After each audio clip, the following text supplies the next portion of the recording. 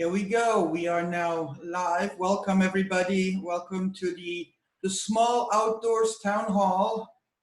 Broadcasting as far as YubaNet is concerned, we are broadcasting from Sierra Commons. So shout out to them for making the shuttered Sierra Commons available so that we have reliable internet. Our guests, we have Paul Cummings, our OAS program manager, Edie Cassell, who's Sierra Harvest, and of course KVMR, Jen Tamo from OAS as well, Jim Matthias from CAL FIRE, Nevada Yuba Placer, and we are waiting for Jamie Jones from the Fire Safe Council, and also who else do we have? Who else is supposed to come? I have to go and look at my at my list. What we're going to do is we're going to start out with Paul and Jen telling us who are you, what do you do? Paul, why don't you kick off? Good afternoon, Pascal, and good afternoon, Nevada County. Thank you for having me here today. I'm the Nevada County Office of Emergency Services Program Manager. So the Office of Emergency Services, for those of you who aren't familiar, we have the purview of the entire county for disaster planning for everything from floods through wildfires. And wildfires, you know, is one of the greatest threats that we have in Nevada County. And so that's what we'll be talking about today. One of the big things that we try to do to mitigate wildfire in our county, we have a few programs that fall under what we call our hazardous vegetation reduction program. So we'll talk about the Ponderosa project. We can do everything from these great big landscape level projects all the way down through these local projects that we're encouraging you to do today in your neighborhoods and around your home. We also have the Defensible Space Inspector program. Some of you may have heard of that, and that's reinforcing our county's hazardous vegetation ordinance 2463. The Office of Emergency Services also has the Emergency Operations Center. We do a lot of the Code Red outreach, and we're active right now with our COVID response. And with that, I'll turn it over to Jen Tamo.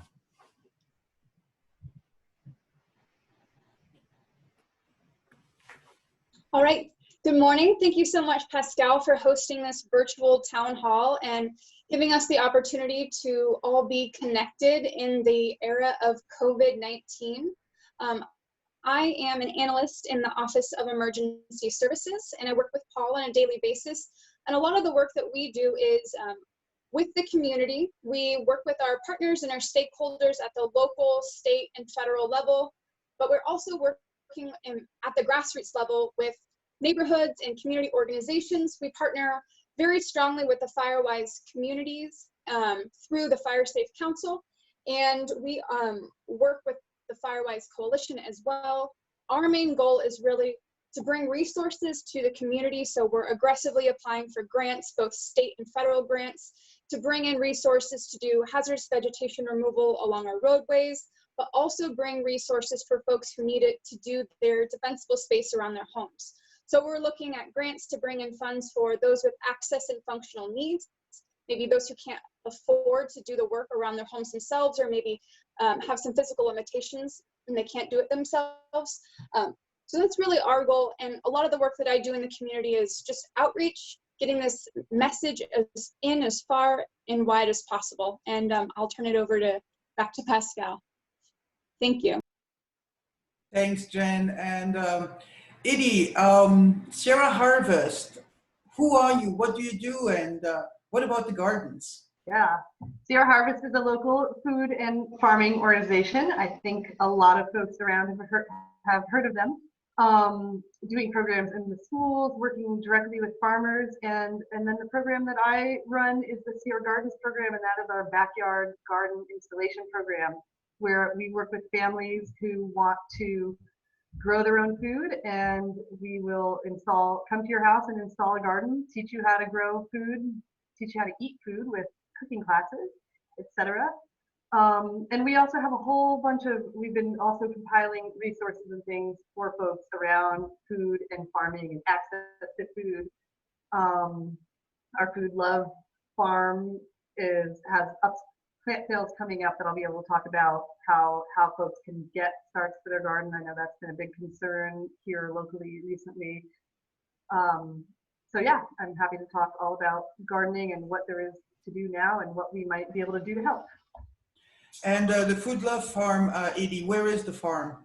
The farm is out on Lake Vera-Purdon Road, part of the Burton Homestead. I don't have the address right handy, but it's I'll find it for you. It is about half a mile from the split of North Bloomfield and Lake Vera-Purdon. That's about it, and you can't miss it, and it's really fun to get there. Maybe they have plant sales coming up in April and May. So. Yep, April 25th. So mark your calendars if one starts. That would be a great way to get started. And they're doing curbside pickup, which I can talk about when the time comes also. Yep. Maybe let's talk with Jim Matthias now. Jim Matthias, who is of course with CAL FIRE Nevada Yuba Placer. Jim, are you with us? Well, physically or mentally, because I'm here with you. Jim, what is CAL FIRE NEU? What are you doing these days, and what are you doing for Nevada County residents? Well, I think what we're doing right now today is a little different than what we're going to be doing in a month. I think everybody knows the current emergency that we're dealing with, but that doesn't mean that we get to overlook fire season. Despite what's happening in the world right now and all the preparations and work that our department and ODS is doing, we're still going to see wildfires this year. We had a very dry early part of our year so far, and one or two storms passing through is going to make up for all the loss we have. We're still in, a moderate drought at the very least, and we know that our fuel moistures, if you think about a tree and how it gets water and some of our larger fuels out there, it takes an extended amount of time to get that moisture up into all that brush and trees. And grass will dry really rapidly with the week or two that's coming up. It's going to grow a lot, and then that'll give us a really strong grass crop, and it'll dry out rapidly. So we know that this year we're still going to have a fire season, and depending upon the weather that comes along with it, we have to be prepared for that with all of our ready, set, go that we've been talking about, defensible space, hardening our homes, and preparing and training our fire crews. So that's what we're up to right now. We're training firefighters starting next week to add some additional engines, and we'll be adding throughout the spring as the weather conditions demand. That's what we're doing right now today. Thanks, Jim. And we are joined on the phone as well by Matt Green, the superintendent for state parks in our area. Matt, are you there? Yes, Pascal, I am here. All right, Matt, can you briefly bring us up to date? What is right now happening with the local state parks and regarding access and what people should and shouldn't be doing? Yes, well, hey, first, thank you very much for having me. So right now, per the governor's order that we've implemented what we call a soft closure at all of our state park units in the state, but those here in Nevada County, which are Malakoff, Diggins, South Yuba, Empire Mine, and Donner Memorial State Park. And what that means is that we've shut down our parking and all vehicular access into those park units.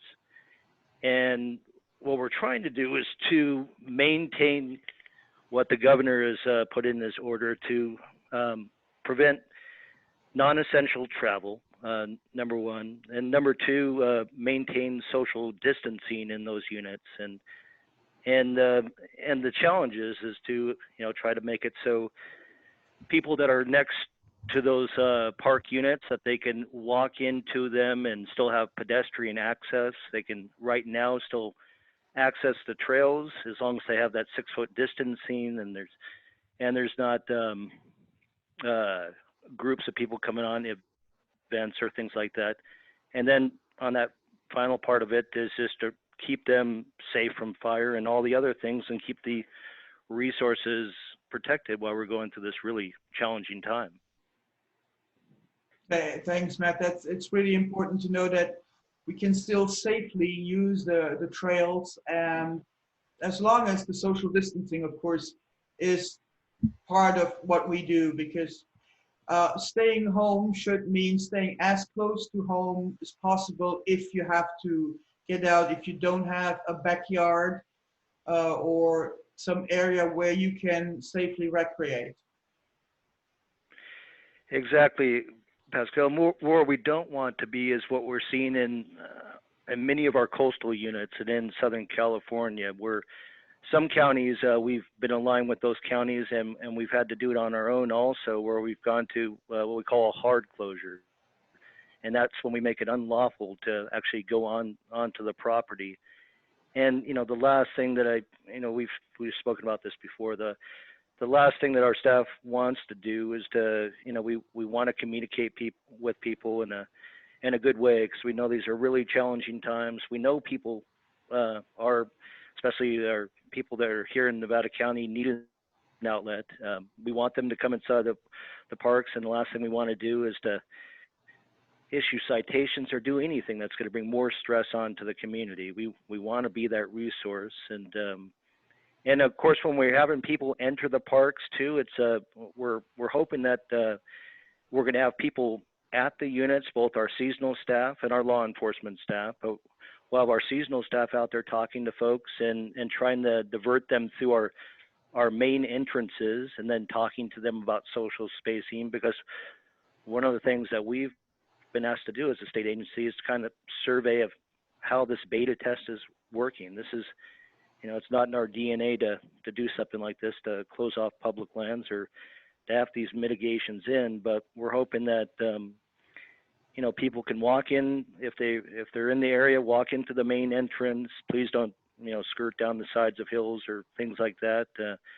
Come inside, talk to our folks that are going to be at the entrance stations, get information. If you're going to be entering some of our trails, to keep that spacing, because one of the things we have to do is to survey how it's working, and we want it to work. And I think it's in everybody's best interest that we keep the units open so people can have that recreation time. Perfect. Thank you so much. And we are Jamie. Jamie is joining us as well. Jamie Jones, Fire Safe Council of Nevada County. Hey, Jamie. If you Hello, Pascal. Sorry, I'm having my own personal technical difficulties over here. That's okay. Can you tell us a little bit what the Fire Safe Council is doing right now and what's coming up? So right now we're, you know, our chipping program, I think many of you saw that there was a message that went out that we were on hold with our chipping program. Our chipping program is back active as of this week, and we have 2 vehicles out helping the community as they're preparing their defensible space and clearing. And so that is ramping back up. Our defensible space advisory visits are still on hold, as we have, you know, some concerns about social distancing, and we don't want to put our volunteers in any sort of jeopardy there. So for the time being, that is on hold. However, we're still encouraging all of our residents to reach out with questions via email or phone. All of our staff is working remotely, and we're available throughout the day to help with those. And we're also encouraging people to, you know, continue those activities around their home. This is the perfect time while you're kind of in lockdown to be working on home hardening projects and clearing, and, you know, getting those piles ready for us to come and chip.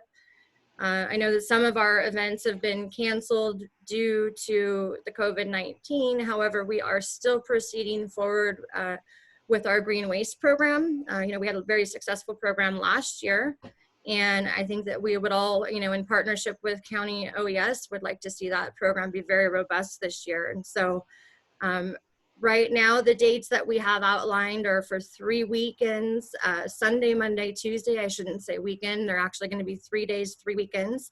And we have 3 sites identified. The location off of Brunswick, which is the Rise Gold site, or the old Bohemian Mill site. We have a location in Penn Valley near the the rodeo grounds. And then we'll be taking over the Alta Sierra site that NID owns this year and running that location as well. And then, so those will start May 17th is the date for the first one, and they'll run 3 consecutive weekends.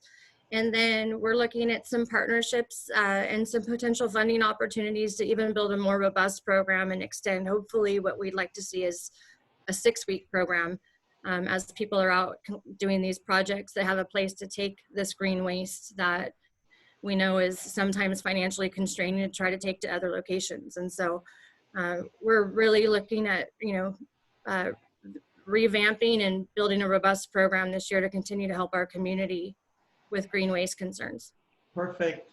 And so the green waste, of course, it is the free green waste disposal again, which also is probably helpful because there have been some reports that air quality, or actually particularly particulate matter, is one of the, is of course an irritant. Smoke is an irritant to your lungs, and right now it's probably a good idea to have, if you can avoid to have particulate matter in your lungs, in other words, if you can avoid burn piles, that's probably a good thing for your lungs. So right now, taking care of your lungs is part of the self-care that you really should do. And so it's great that the Fire Safe Council and OES and Air Quality, that there is that great collaboration. I know last year was a huge success.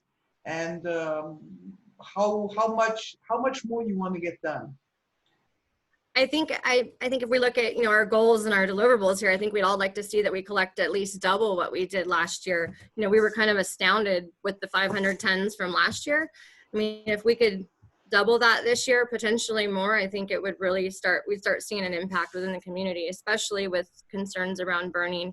It gives someone everyone an alternative to take their green waste to these sites. And of course, as a reminder, burning is always prohibited within city limits. So Grass Valley, Nevada City, there is no burning within city limits. And I know that I got a question if there could be exceptions could be made to have burning allowed in Nevada City so that people could be ready for fire season within city limits. But probably the free green waste drop-off weekends, extended weekends will be a better solution than to start back up, burning back up in Nevada City. I would agree. I think that if we could extend that program to 6 weeks, it would just give an alternative to, potentially our sensitive groups, and putting them at risk. So we're excited to offer it, and we're really hoping that the 6-week program is the option, and we should have more information coming, in the next week or so. But and could you repeat the 3 sites one more time, please? Yes. So the sites currently are, we have a location off of Spenceville Road across from the fire department in Penn Valley. And then the other site is the old Bohemian Mill site, which is owned by Rise Gold, and it's up on Brunswick. And then the other side is Francis and Reagan, the corner of those 2 streets. It's the NID site that they've contributed there a lot, and it's where the Alta Sierra Property Association typically runs their green waste, and we are taking that site over this year with the help from their volunteers and expanding that program. Perfect, thank you. And so what is right now, also get a question from people asking if right now a good time to actually cut brush? Is because, well, birds are nesting, but fire season's coming. So, and if brush is cut now, does it still count as green waste by May when the green waste event is happening? Who wants to take that?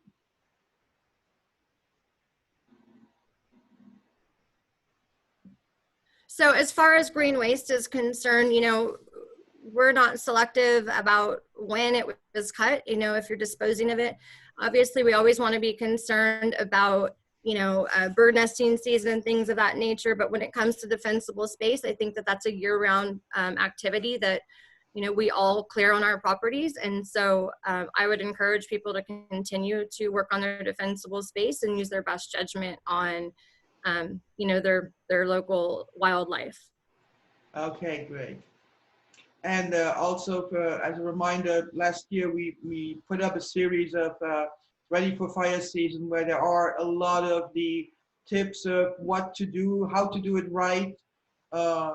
It's still there. You can still go on YubaNet and you can pull up the whole series if you need more tips, or if you're new to doing the defensible space work yourself because you want the exercise or it needs doing, and right now is a great time to do it. I would also maybe Jen or Paul, as far as OAS goes, what other programs do you have in the works right now?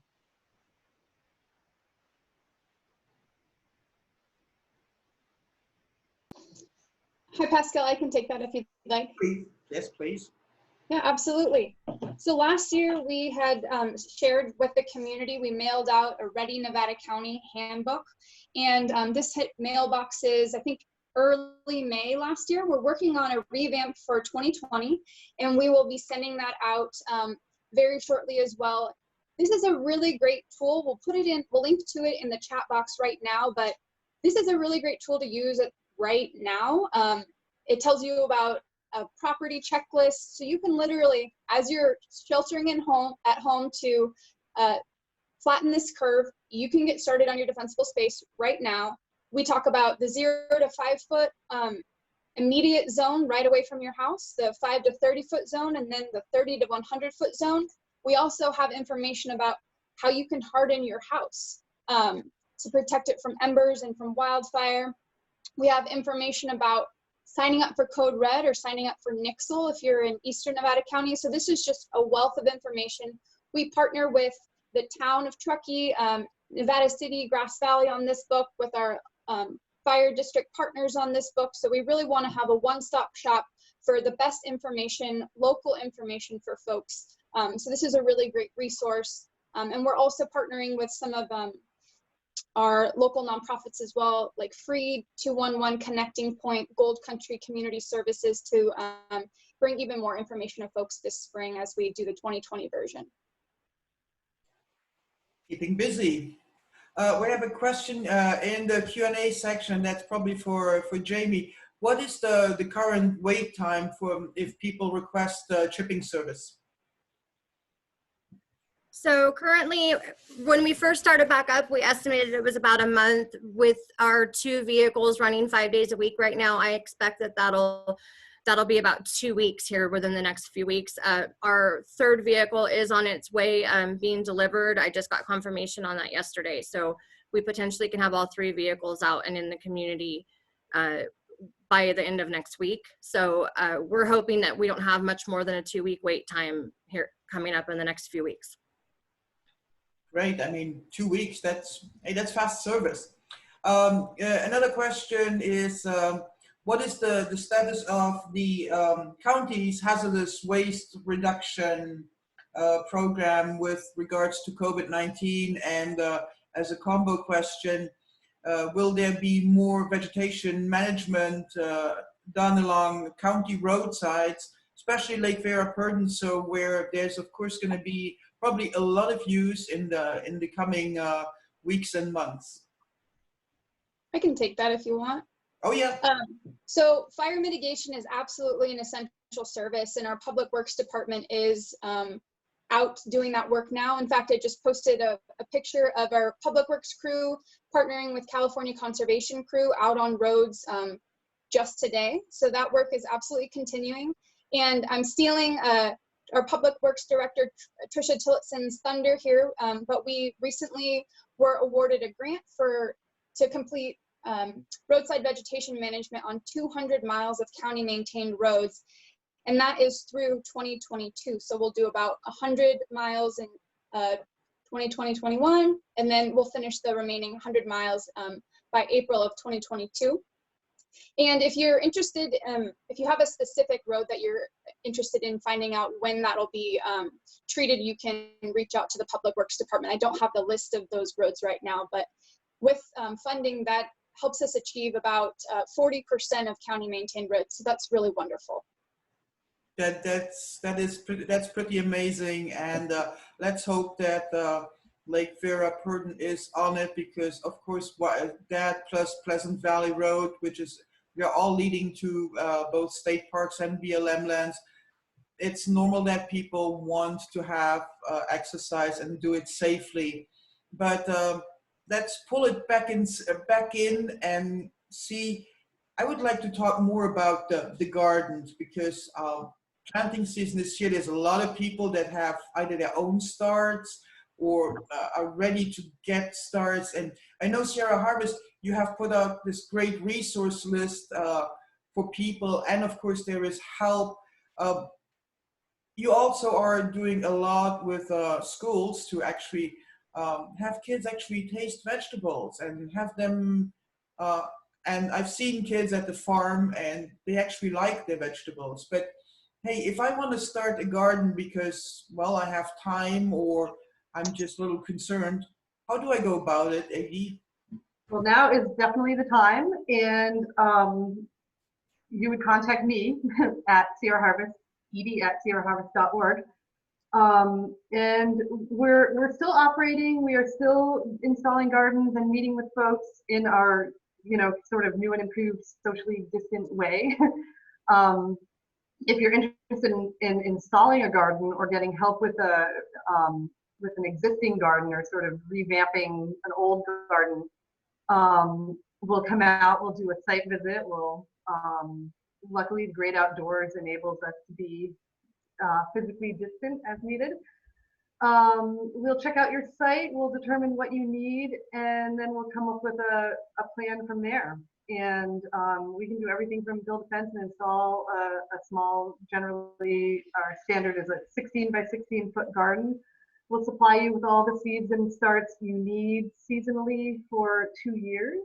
And we'll hook up an above ground drip irrigation system and provide you with mentoring and know-how along the way. We have a lot of garden mentors, volunteers, and other staff who are available to troubleshoot with you, fix an irrigation system if something goes wrong, find out what that crazy bug is eating your broccoli, or just plain tell you when a zucchini is ready to harvest. So we're kind of here for every step along the way. And it's important to know when zucchinis are ready, because that's the time when everybody has to roll up their car windows. Otherwise, you will find zucchinis on your car seat. That's right. That's right. Actually, and that's part of the Sierra Gardens pledge is you need to pledge to share your excess with neighbors. So we actually require that. Okay, that's great. Yeah. So you are guaranteed seeds and starts if you're part of that program, but our Food Love Farm also is having plant sales coming up. So on April 25th, also May 2nd and May 9th, we have plant sales at our Food Love Farm. They're going to have an online store ready hopefully by April 17th, where you can order in advance and then arrange your curbside pickup for one of those days. So there's been a lot of folks lately looking for starts and concerned about availability, and there will be definitely availability at the Food Love Farm, which is located, I looked that up, 16200 Lake Bureau Burton, on the Burton Homestead, just before Excelsior Ditch Road there. So, and right now, actually the farm is also providing parking and storage for the PG&E trucks that are there, installing new power poles, etc. Yep. And if you drive out that road now, be prepared for some delays, because it's one-way traffic only. That's just your friendly neighborhood PSA. Oh, I just want to say also, whether you're taking part in a Sierra Harvest program or not, now is the time, and with this stay-at-home order, folks have a lot of time on their hands, and there's no better time than now to get out into your yard, get out into your garden, do some of that prep work, do some of that cleanup that's been, do some of that clearing and get ready for fire safe. Council to come around to do your chipping and get your stuff to them. This is the perfect time for that. And I feel like it's an opportunity right now, because we have more time than we might normally to do some of those projects.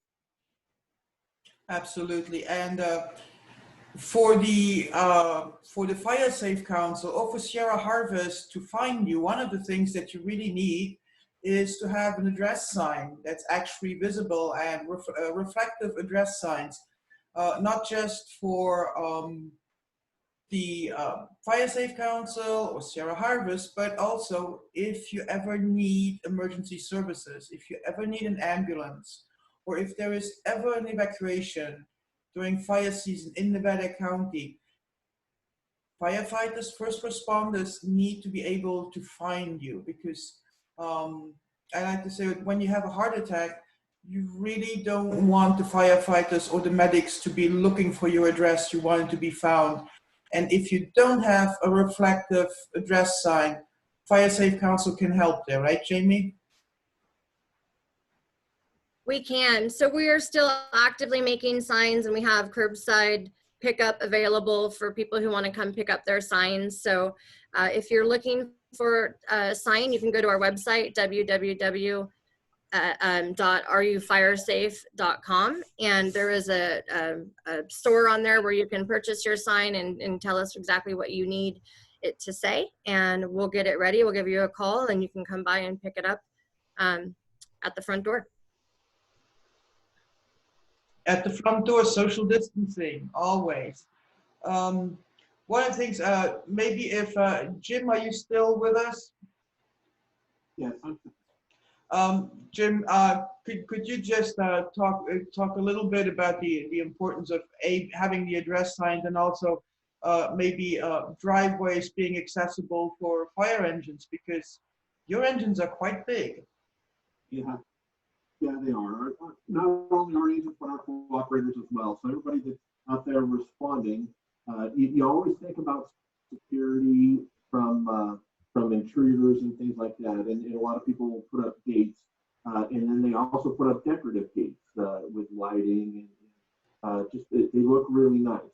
But in daylight, where all your friends already know your home, and where it's at, it's a little bit different than in the middle of the night in a rainstorm or a snowstorm, or in summertime with smoke blowing around. If the major wildfire, will likely find where the fire's at, so we can find those. But like Pascal mentioned, in all other times of the year, it's really essential that we not only have an address in front of yours, but all your neighbors. So as we're driving to that address, the more people on your street that have the address, the closer we know that we're getting, or the longer we have to go to get there. So those address signs are so very important for you to be getting help. I always say that one way or another, we're going to be able to get through your gate. The fire engines have a very vast toolbox to get through your gate, but you might not always like the result. And depending upon the nature of the incident, we can either be very delicate or not so delicate. So my folks are usually not known for being super delicate when they're in a hurry, but we will get through your gate. But just think about that. I mean, what kind of a gate do you want to slow somebody down when you really need help? Number one. And then number two, like you mentioned, we're not driving a lot of smart cars or Prius to respond to emergencies with.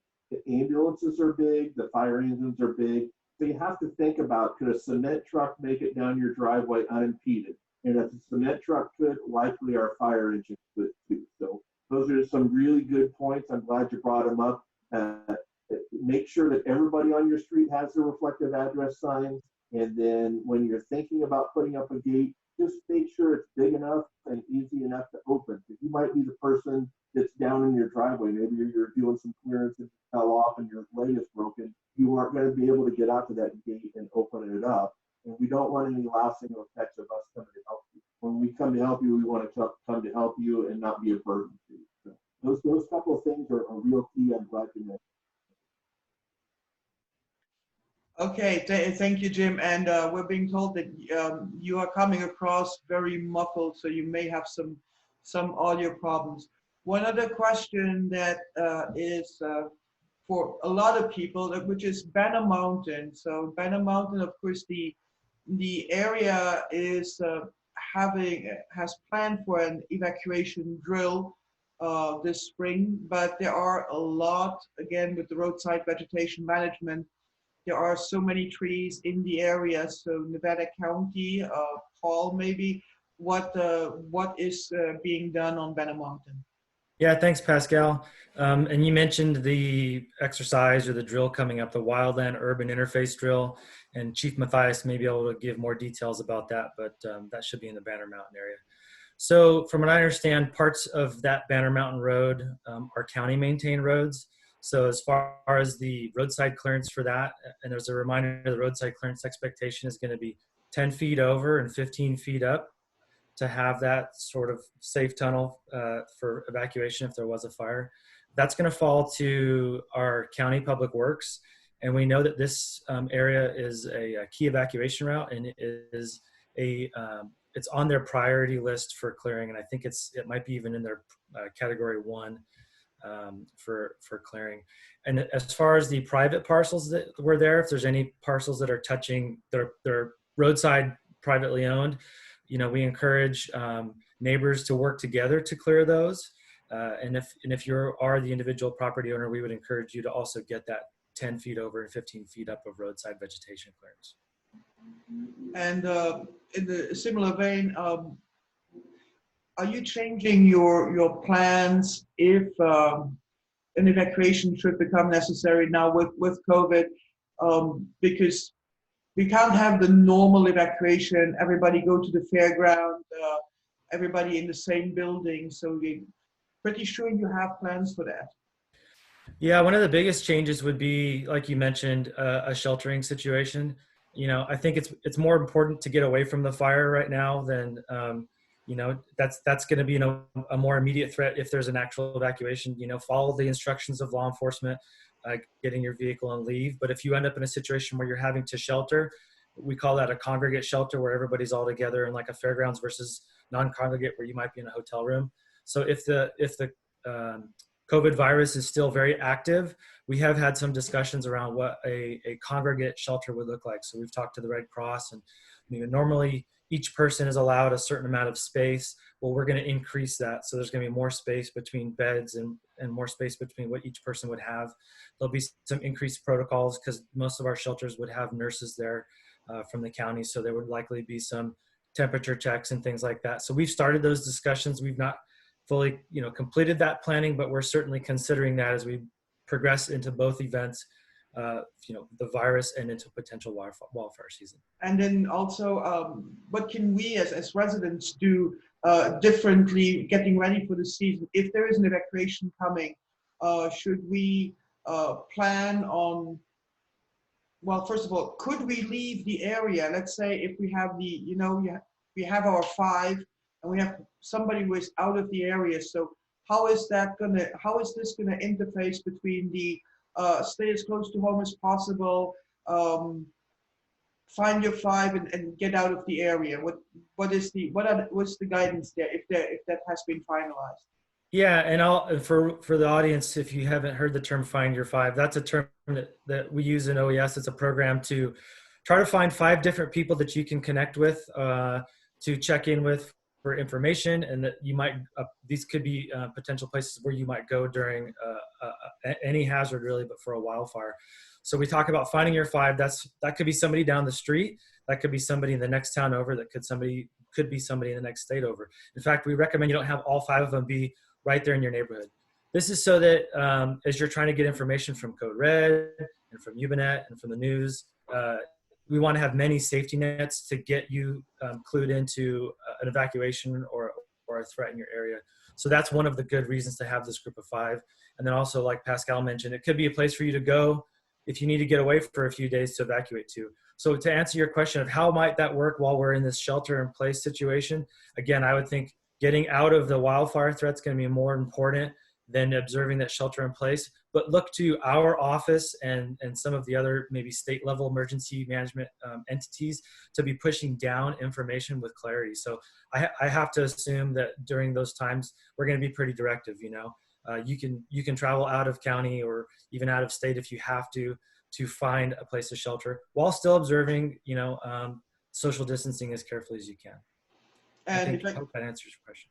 Perfect. Thank you, Paul. And Edie, if you could for a second, if you can put on your other hat, when we're talking about notifications, etc. It is also a KVMR. She is with KVMR, and of course KVMR is the emergency broadcast station for Nevada County. So in case of evacuations, it will be, we will of course, all of us will work together to amplify the information that comes out from OES, that comes out from the sheriff's office, etc. So I think, Edie, you guys are ready with that as well. Absolutely. You know, I don't know if folks have been tuning in all throughout this stay-at-home order, but KVMR has a handful of folks who have been there kind of around the clock giving regular updates and things like that, and that is sort of our MO around any kind of emergency. You know, we're in touch with OES, we're in touch with Pascal, we're in touch with all the emergency organizations out there, and we do have folks who are trained and ready to give kind of round the clock, maybe not round the clock, but kind of round the clock regular updates on, you know, the current evacuations and the whole situation. So yeah, tune into your local community radio station for sure. Thanks, Edie. It's important. It's important to realize that right now, all the state, the local organizations are doing a very heavy lift to get information out to the community as fast as possible and get accurate information out. Combat some of the misinformation or disinformation that may be circulating out there. That's done partially in coordination, reaching out to the local media. And yes, we are all here, be that the Union newspaper, KNCO, KVMR, up in Truckee, the Tahoe Truckee media, YubaNet. We are all here. We're trying to get the information to you as fast as possible, and also make sure that it's always accurate. There's one of the things that that I saw today, and we got a couple questions, was that there was a Sacramento TV station who conflated a little bit the situation up in Truckee, so the east side of Nevada County, which has right now 24 positive COVID-19 cases, and the number of positive tests at the Tahoe Truckee Hospital, which is 46, and it's like, oh, well, it's a hot spot, and then people are confused. And just to be clear, the Tahoe Truckee Hospital serves more than just Nevada County. They serve Placer County, people from El Dorado County, and even from the state of Nevada that every once in a while get services there. So if they have 46 cases there, that does not mean that Nevada County has 46 cases. And again, if you need to find out the latest information for just for Nevada County, you go to excuse me, to mynevadacounty.com and click on the coronavirus page. And I'm looking at it right now, and it's still 34 cases, 10 in Western and 24 in Eastern Nevada County. That is, and of course you can always call 211. And maybe Jen, could you talk a little bit about 211? Absolutely. 211 is one of our incredible partners in pushing information out to the public. This is a resource that you can call 24/7 and get information about where to pick up food, where to get information on medical resources. So we really look to 211. We encourage everyone to give them a call. They're a fantastic partner. We are in constant communication with them. They're working with our public health department. And this is a resource that you can lean on no matter the situation. So whether it is COVID-19 related, or whether this is related to a public safety power shutdown, or an evolving wildfire situation, these are our year-round partners, and you can look to them for assistance. We also work with 211 to help amplify volunteer opportunities in the community. And this is my time to give a little plug for the Green Waste program that we're partnering with the Fire Safe Council to do. And if you're interested in helping us make this project successful this spring, we have volunteer opportunities online, and you can go to Volunteer Hub. And we'll put the link in the chat room right now. We're making this a contactless program. So we're going to have signs, we'll have volunteers helping with traffic flow inside the venue, and we are going to abide by all public safety protocols for the protection of our volunteers. But if you're interested in doing that, you can sign up online. We'll have a virtual volunteer training. And so thanks to 211 for being just a pillar in our community to help connect people to resources. Perfect. Thank you so much, Jen. And Jamie, volunteers, if you want to volunteer, what do you have to be? Do you have to be over 18? Do you, what are the criteria for volunteering? So, you know, right now, the volunteers this year are just going to be doing traffic control and maybe intake forms on, you know, iPads or our technology. We have not set an 18 or over limit. We have several high school students that have, through the sports programs, that have been interested in participating and help volunteering, which I think is a great outlet for some of the youth at this point in time. Nothing's confirmed, but I think that as long as we are following all the requirements of public health and we're social distancing and providing the proper PPE for everybody out there on site, I would recommend that it would probably be open for 16 and over. And then, as Jen mentioned, we'll be doing all of those signups through the 211 Connecting Point and Volunteer Hub. And so there'll be more information posted online about the different types of opportunities available through that program. Great. And a lot of people that are with us here, of our participants, they actually watched your movie. We have movie stars here on this panel. So can you, I would like to hear from Jan, Paul, Jamie, and Jim about the Ponderosa project, and how would you describe it? Who wants to start? I mean, I'll start off on, I probably am the least authority on this, but definitely Jamie, Jim, and Jen have done a lot with this program. And this has just really been a great collaboration between the county, CAL FIRE, and the Fire Safe Council to create a shaded fuel break, which is going to hopefully spread, stop the spread of a wildfire from, you know, the western part of western Nevada County to the eastern part. In fact, to quote one of our esteemed and legendary CAL FIRE division chiefs, I think he says, if you create the defense, we'll provide the offense. So that was Jim Mathias. But I'll turn it over to Jen, I think, to talk about our role in supporting the Ponderosa project. Yeah, so the Ponderosa West Grass Valley Defense Zone project was really a success story for here in Grass Valley. We're really excited about the partnership with CAL FIRE and the Fire Safe Council. If you haven't seen the video, shameless plug, you can catch that on YouTube or Facebook, online. It's an incredible way that we are putting an on-the-ground landscape level project. It's 1,200 acres in size, and it's really designed to help not completely stop a fire if it were to, you know, hit west of Grass Valley, but it's really to slow a fire and give folks an opportunity to evacuate, but also firefighters the opportunity, and first responders the opportunity to have access to defend that region from a wildfire. So I can let Jamie and Chief Mathias talk to their roles in the project, but we've seen incredible success. We are above our goals in terms of how many acres have been completed so far, and we're just really excited to work together to bring additional resources. We want to see more projects like that happen in Nevada County. Jamie?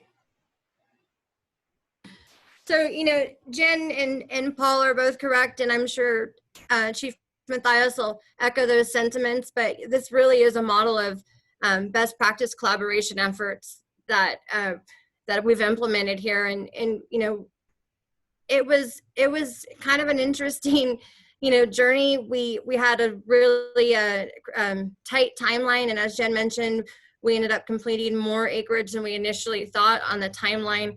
And to date, we're actually at 50% completion. But for the Fire Safe Council, this is an opportunity to really educate the community. And, at some points there were some resistance, there was some concerns about, what the properties were going to look like. Because I think that we always battle the stigma of what a fuel break looks like, and that's more of a fire break. And as neighbors saw the beautiful work that was being done, and that we were, basically implementing defensible space around their homes and throughout their entire parcels, they couldn't wait to sign up. They were really happy with the work. And, we coined the term in the actual video, park-like, but it really is, we've been able to keep and preserve the wildlife in the area and the vegetation, but, do it without all the ladder fuels and the dense vegetation that would have normally been there, and potentially prevented the fire department or the fire agencies from defending those areas, and that on such a crucial ridgeline through our community. So we're really happy to be involved. We're really happy to be with some of the best partners in the county who have a love of their community and have been so successful at implementing this project. Chief Matthias. Okay, like we always say, there's like a three-legged stool that keeps us safe from wildfires, and one is it squarely falls into operations in the fire department's responding out there. And the other two legs of that stool are the pre-fire engineering and all the laws that go into protecting your properties, and then the homeowners actually taking the responsibility themselves. And so the Ponderosa project, not only is it a great collaboration between a bunch of different agencies that are working together for a common good and in defending one of our hubs of citizens in the city of Grass Valley and beyond, in the greater Grass Valley area, but it's a really good collaboration of all those folks working together to not only do defensible space around homes, but it helps with a project that was started in the 30s to make the Ponderosa Way fuel break. So it does those two things. It helps with the pre-fire engineering and the design and the laws, and then it also is helping some of the homeowners who are also complementing that project with doing the work even closer to their homes. So it's been a great collaboration of all those things, and I don't think that we lost a lot. One of the other concerns was the federally endangered species between the Stebbins morning glory and the flannel bush and even some of the McNabb cypress. And we did a pretty good job of having experts on scene to make sure that those, not only were they protected, but that they'll be able to flourish for years to come. So I think it was a good collaboration, and it's a good line in the sand, so to speak, for us to be able to make a stand against a wildfire burning in there. We have a ton more work to do, not only in that project, but a bunch of others. But this is just one really good, it kind of says how it can be done. It shows the citizens that you're still master of your own domain. You get to own your own property and you get to design it. And we can meet in the middle by making your property safe and also make it look the way you want. So my hats are off to everybody that worked on that, because it's really going to give us, as the fire service, a good chance to be able to defend just a lot of people and animals in the city of Grass Valley and the greater area. Thank you, Chief Matthias. And Jen, Jerry has a question about maintaining this shaded fuel break, and I believe that in the this project, which is one of the 35 projects that Governor Newsom had tagged as priority projects, and not to mention that Nevada Yuba Placer unit for CAL FIRE has not one but two of those projects. But what about the maintenance? Because we all know that brush goes back pretty fast. Absolutely. So part of the maintenance involved in this project is that partnership that we have with the landowners. And Jamie can probably speak to this even better than I can, but the way it's designed is that it's a public-private partnership. And we ask that the landowners help maintain the work that's been done. So they're responsible for, now that the area has been cleared out, a lot of work has been done mechanically. Now it's your turn to help maintain this for the life of, or for, I believe it's like 5 to 10 years, and hopefully even further beyond. But we do have an opportunity to make sure that we have not an opportunity, but we really have a responsibility to maintain these state-funded taxpayer dollar projects. It's our responsibility to make sure that we don't lose that investment. So we do take maintenance very seriously, and we understand that it's something that needs to be done on an ongoing basis. Perfect. Thank you, Jen. And Jamie, you want to add anything to this? Yeah, I'd just like to add that, it was part of our agreements with the landowners on, within the parcel bound or the project boundaries, that we want them to commit to that maintenance. And then, there's always still concerns financially at what the maintenance costs come. And so that's why we try to piggyback our programs for, access and functional needs, potentially that kind of clearing of work, and then our chipping program. So we've been communicating with them regularly on how we can help.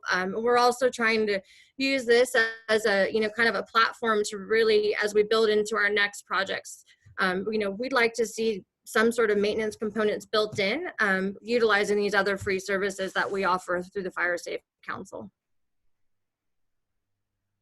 And again, all those services, plus the ones that are right now on hold, like the Defensible Space Advisory visits, all those services are free. But if you can become a member of the Fire Safe Council, and you can also, I'm pretty sure you can also become a member of Sierra Harvest. So it's always good to support your local businesses, support your local nonprofits, because, and especially now that we all find out that our world has shrunk quite a bit, and we are all focusing at what we can do very close to home, at home. But again, stay at home does not mean stay inside. You should definitely be outside, get the exercise, because speaking for myself, stress eating is one thing, but then you have to work it off, and being outside and cutting some brush or building a garden is probably a pretty good idea, and it also really helps, and it helps the mental health as well.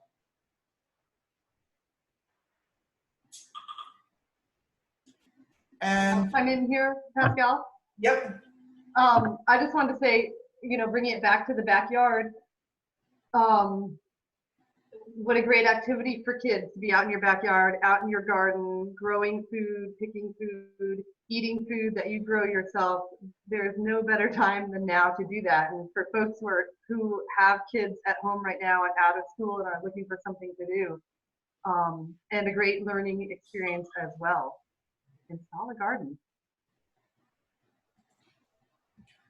That is incredibly good advice, and I would add to that also not just building a garden, but at the same time, when you're out with your kids, you can also point out the various birds, for example, that we have a pretty good variety of birds here in Nevada County, so that's another thing you can learn. And then of course, gardens.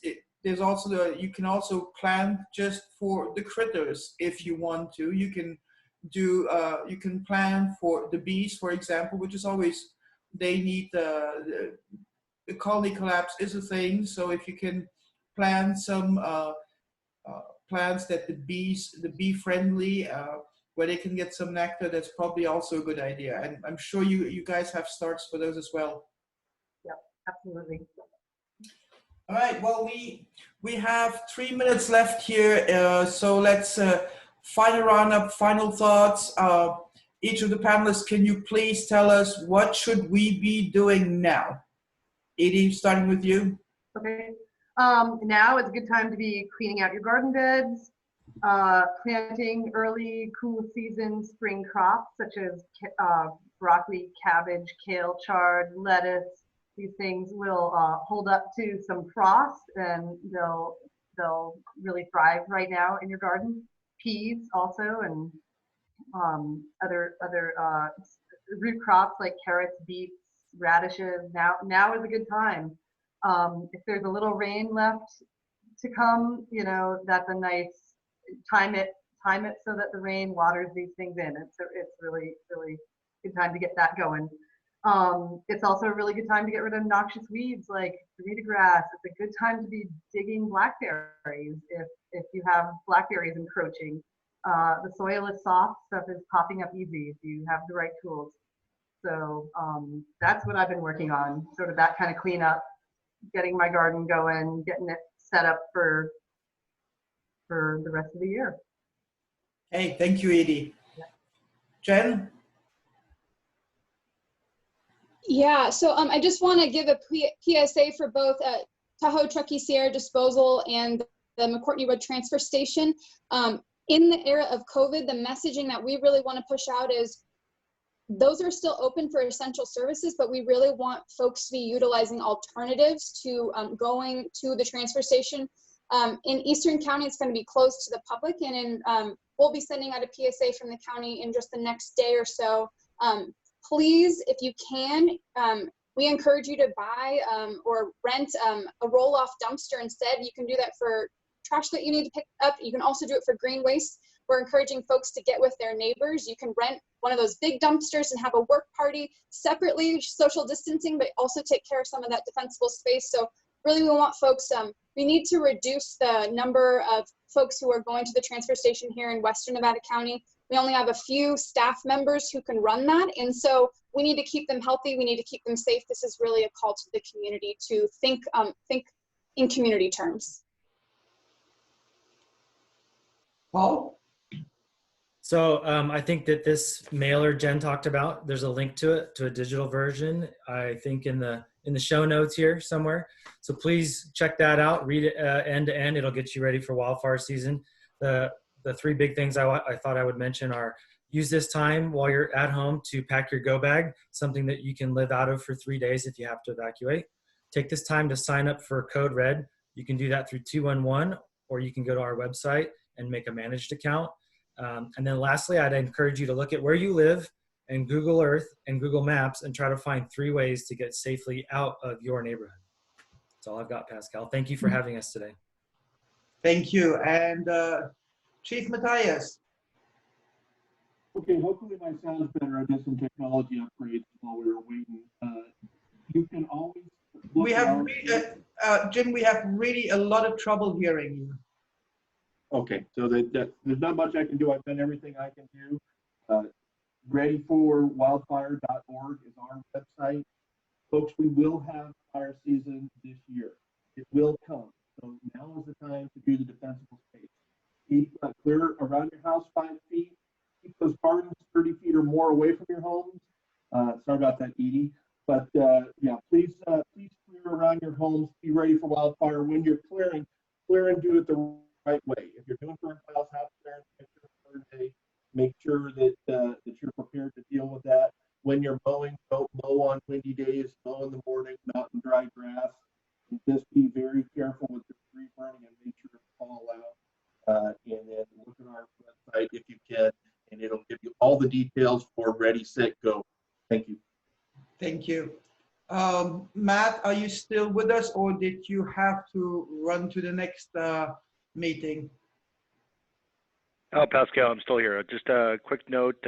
Thank you so much for having me on the call. Great information from everybody. And I would just say Nevada County's just been a great partner, our visitors and everybody, our neighbors. And please help us make this soft closure program work for everybody. We want to get these units opened up, accessible as soon as possible. So the only way we're going to be able to do that is with the partnership we have with our community.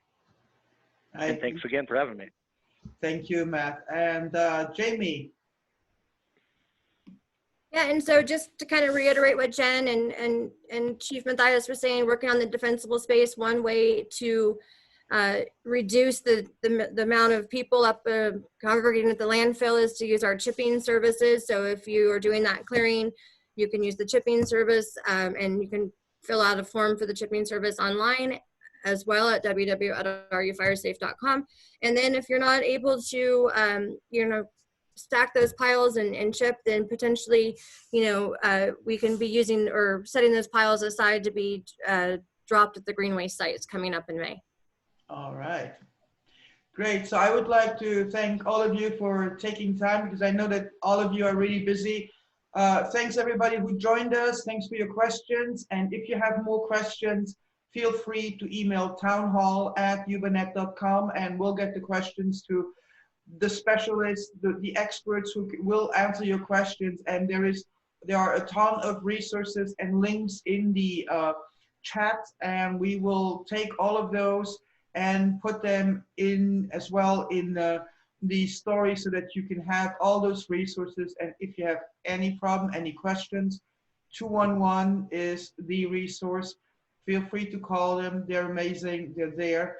And so thanks everybody, and we will see you next Thursday. Thank you, Thanks, Pascal. Pascal. Thank you, Pascal.